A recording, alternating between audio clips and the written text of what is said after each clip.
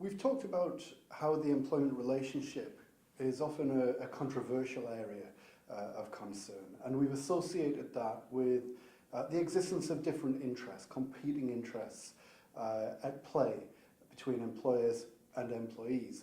But I guess the employment relationship wouldn't be controversial, even if those things do exist, if those competing interests were never expressed, if they were never acted upon.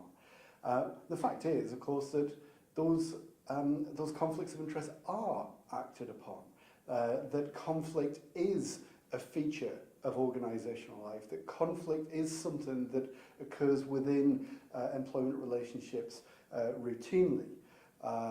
Gall and Hebden describe conflict as being a central, ever-present and ongoing dynamic of work and employment. It's something that's a central feature.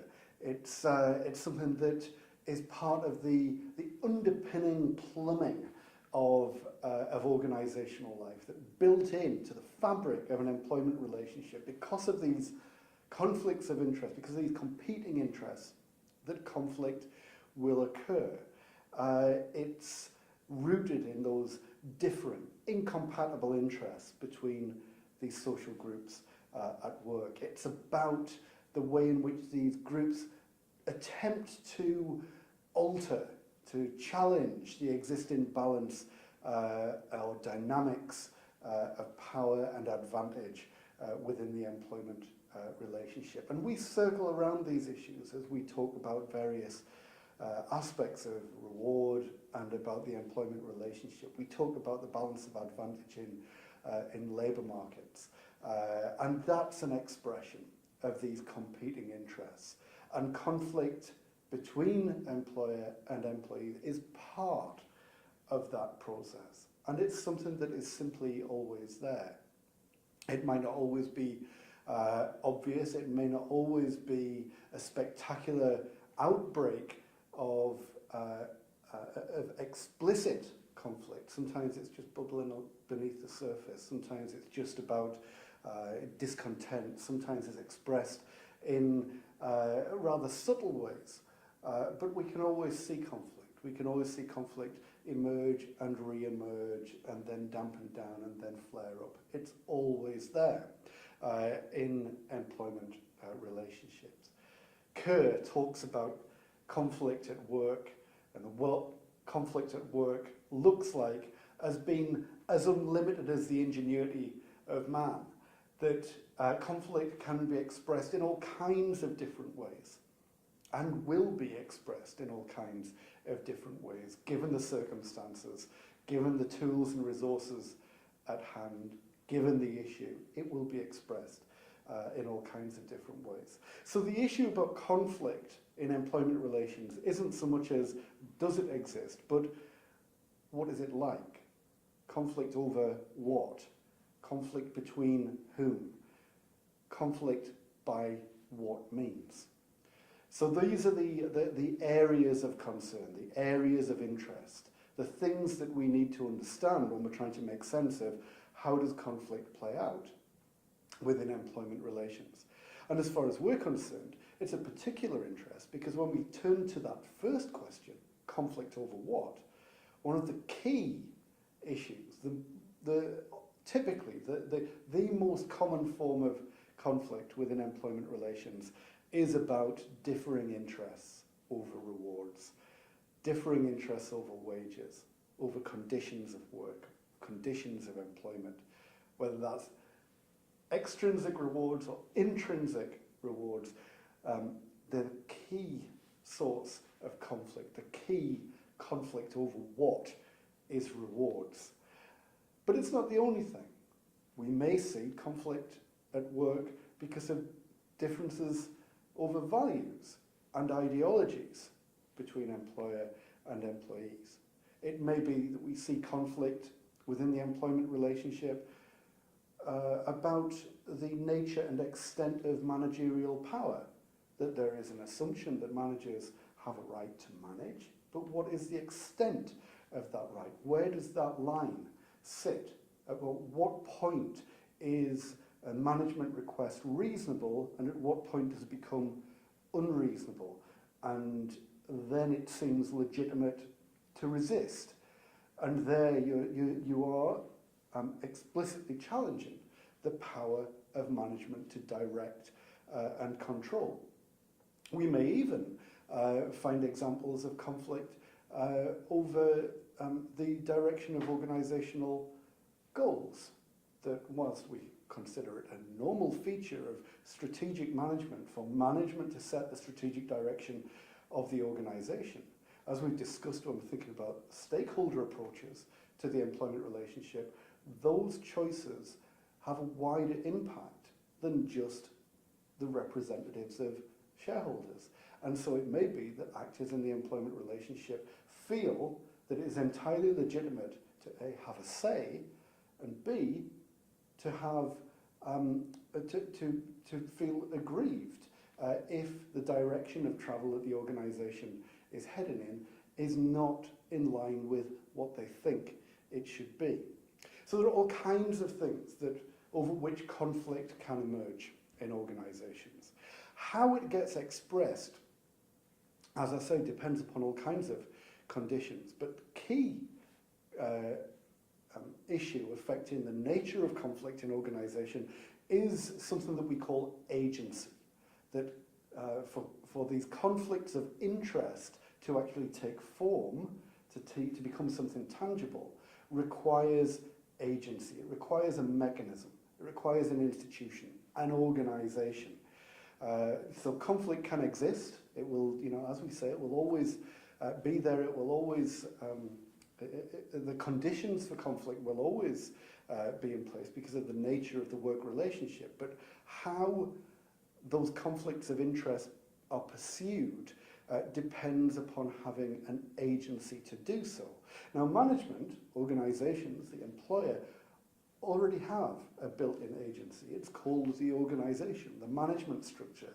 The facilities and resources of an organisation are set up in order to pursue the interests of the employer within the employment relationship. Employees don't have that structure. They don't have a mechanism of power naturally in order to pursue their interests. Now, it may be that organisations set up systems of voice and systems of participation, systems of consultation, but typically they don't endow those mechanisms with power resources. They're consultative, they're advisory, they are for people to have a say or to have a voice, not to exercise or challenge the organisation. So for employees to have an agency to pursue their interests, they have to construct it for themselves. And this is the role that trade unions have historically taken. Now, obviously, this is much more challenging for employees. They have to construct this organisation in order to pursue interests at the same time as earning a living and just getting by in organisations. So this is a huge challenge, a huge hurdle. Another reason why employees are typically weaker within the employment relationship, because to be strong, they have to construct out of thin air almost at the beginning a mechanism that can transmit power and challenge the wealth, the status, all of the inbuilt advantages that the employer has. And so the nature of how conflict is expressed depends upon the constellation of power resources and the nature of agency, the way in which these agencies are able to represent and pursue interests effectively. And of course, the nature of the conflict will reflect how those agencies gear up to each other, about how well matched or how imbalanced they might be.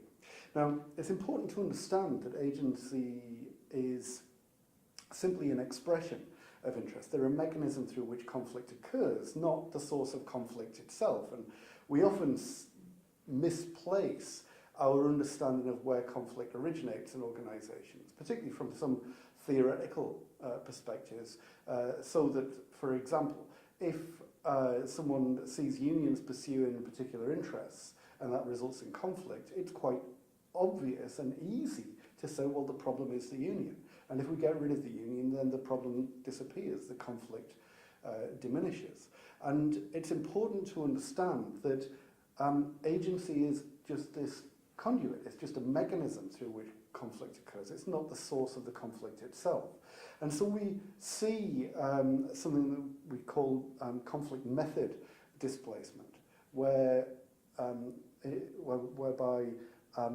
when one agency for the expression of conflict is dealt with, so say in Western economies where unions have had a bad time over the past 20 or 30 years, does that mean that conflict has disappeared? No, it doesn't mean that conflict has disappeared. It means that conflict has gone elsewhere, that we see a trade-off from one form of conflict expression, strikes, industrial action, overtime bans, works to rule, whatever it might be, organised collective conflict, to something else. It might be more covert, more individual. It might be sick outs. It might be just poor performance. It might be absenteeism, or it might be that conflict goes into the legal system through employment tribunals or whatever, because the mechanisms out there to resolve the conflict internally within the organisation. So conflict method displacement is an important way of understanding how dealing with conflict is not about getting rid of agencies for the expression of conflict. It's about identifying and resolving the issues that lead to conflict.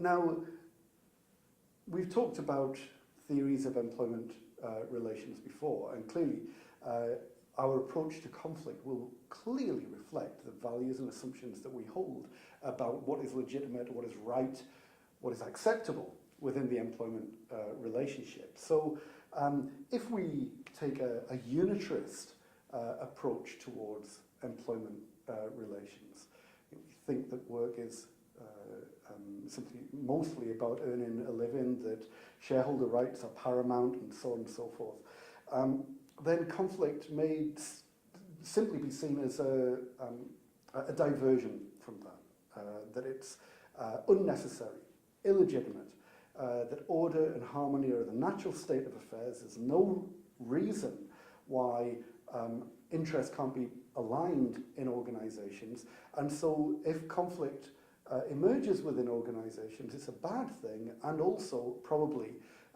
simply caused by either bad management or troublemakers on the employee side, something that should be dealt with by getting rid of the problem, and that conflict itself is the problem. If we think about the employment relationship from more of a pluralist point of view, we may see conflict as more natural. It's something that happens because there are a multiplicity of interests that exist within the employment relationship, and resolving them is difficult and complex, and that conflict is part of the way in which we find solutions to those problems. It's part of the interchange, the exchange, the dialogue that takes place. And so long as conflict doesn't become unhealthy, doesn't become endemic or embedded in the organisation, it's perfectly natural and accessible and acceptable. The role of management from this point of view is to find the appropriate institutional framework within which the problems that underlie conflict can be resolved. A more radical view of conflict at work is that it's simply inevitable, that conflict is an inevitable outgrowth of the uneven distribution of organisational and, more broadly, societal and economic resources between workers and employers. And until those fundamental disadvantages for groups within society and within organisations are overcome, then conflict is inevitable and something that we can't simply wish out of existence.